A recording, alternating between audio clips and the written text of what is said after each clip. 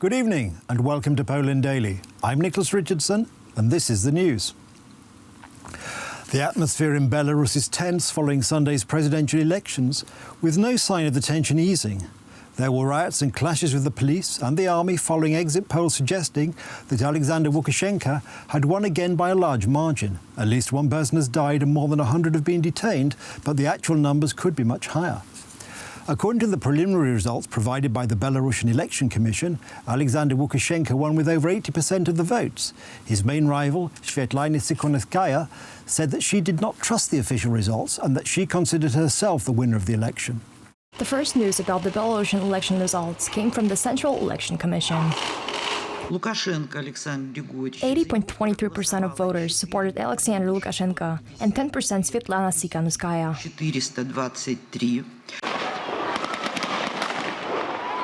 After the election results clearly indicated a victory for Alexander Lukashenko, protests began across the country. Demonstrators clashed with the police in Minsk. The situation in the capital city was very tense. Riot police stormed the barricades created by the protesters. Demonstrators accused the authorities of falsifying the election results. About 1,300 people were arrested. President Lukashenko, who criticized the riots and allegations of electoral fraud, commented on the protests this morning. If you're simply expressing your position or someone else's, I am glad. I am ready to talk to you personally. But if you provoke, especially on the internet, you'll get the same in return. Are you trying to overthrow the government? Are you waiting for me to kneel down and kiss you like a little dog? It won't happen. You have to understand this clearly. We believe that the Central Electoral Commission was overwhelmed by its task. Everyone saw how many people were unable to get into polling stations to vote. As Svetlana Tikhonovskaya admitted herself, mobilization during the elections is the biggest winning point for her. I think we have already won because we have overcome fear, overcome indifference to politics, overcome apathy and indifference. Such victories are more important than all other victories. It is very important in everyone's life. According to the Belarusian media, the country has been cut off from the internet and cell phones do not work.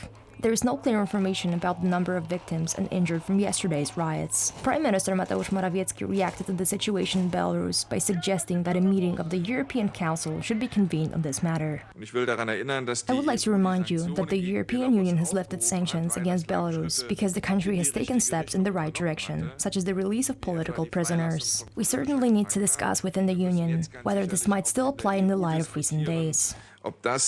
It is estimated that around 350,000 people took part in the demonstrations during the night of the election. The heat wave is not letting up. It was another extremely hot day in Poland. Due to the heavy air, it is even more difficult to breathe wearing face masks. Natalia Wierzbicka has more on how to survive these record high temperatures. The Institute of Meteorology and Water Management has issued second-degree heat warnings for all Poland. Only in 3 provinces of Poland were first-degree warnings issued. By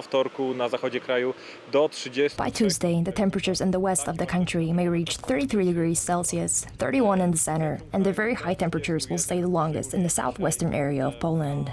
We will also have very high temperatures at night, between 16 and 26 degrees, so we will have the so-called tropical nights, which are very dangerous. Our bodies need to regenerate during the night, and it is difficult with such temperatures, so we may feel especially tired and irritated the following day.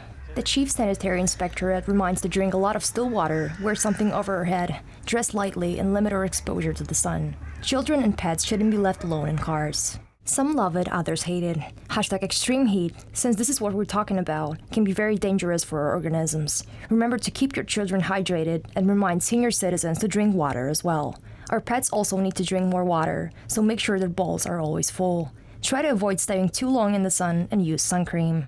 On Saturday, the temperature after noon in the town of Słubice reached 35 degrees Celsius. It was the highest temperature in Poland this year. The situation is expected to improve on Wednesday because of a flow of cold air from the north. The temperature is estimated to drop to around 28 degrees.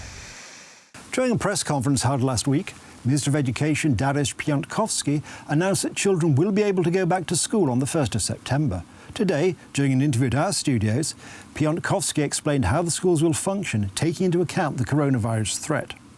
The restrictions that we're introducing won't require any additional actions taken by the director or the entire school. We're talking about the necessity of personal hygiene and hand disinfection at the school entrance. During breaks and lessons, students will have to wash their hands with the use of soap in school bathrooms. So these are basic requirements that directors of all schools have to meet. The classrooms have to be ventilated once an hour. The tables, chairs, and benches must be disinfected at least once a day. There cannot be large gatherings of people in one place. Children from elementary schools can start the lessons a bit later, which means that they will have their breaks at different times from the others. Lessons can start at different hours, which means that the locker room will not be crowded. Please remember that there are many different schools. Not all of them are attended by 1,000 or more students. There are many small schools attended by a few dozen or 100 students. Every school has to have a different approach to these restrictions, and that is why Every school has to have a different approach to these restrictions, and that is why school directors still have 3 weeks to work it out.